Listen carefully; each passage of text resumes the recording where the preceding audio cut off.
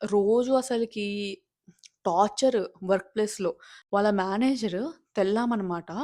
ఆమసలకి రోజు "నీకు భాష రాదు, నీకు ఏం చేయడం రాట్లేదసలకి, ఎందుకొస్తారో ఏంటో మా కంట్రీకి, అసలు భాష రాకుండా మిమ్మల్ని ఎలా ఎలౌ చేస్తున్నారో ఏంటో." అంటే నీకు ఈ మాత్రం గూడా ఎంపతి లేకుండా, వాళ్ళు ఏ పరిస్థితిలో అసలకి ఈ కంట్రీకొచ్చారని జెప్పి కూడా తెలుసుకోకుండా తను అలా బులీ చేస్తుందనమాట. వాళ్ళ కొడుకు అక్కడ కంట్రీలో ఉన్నాడు. ఎప్పుడు వాళ్ళ ఇంటి పైన బాంబ్ పడి వాళ్ళందరూ చచ్చిపోతారో ఈమెకు కూడా తెలీదంట. వాళ్ళ మనవరాలు కాల్స్‌లో అంటదంట, "నేను ఒకవేళ వార్‌లో చనిపోతే గుర్తుపెట్టుకో ఐ స్టిల్ లవ్ యూ" అని చెప్పేసి ఈమెకు చెప్తూ ఉంటదంట. అంటే లైక్ ఒక చిన్న పిల్ల 10 ఇయర్స్ ఓల్డ్ అమ్మాయి ఇలాంటి మాటలు చెప్తుంటే ఎవరు తట్టుకోగలుగుతారు చెప్పండి? అంటే ఈమె పర్సనల్ లైఫ్ ఇంత స్ట్రెస్‌ఫుల్‌గా ఉన్నా కూడా తను somehow she is managing right.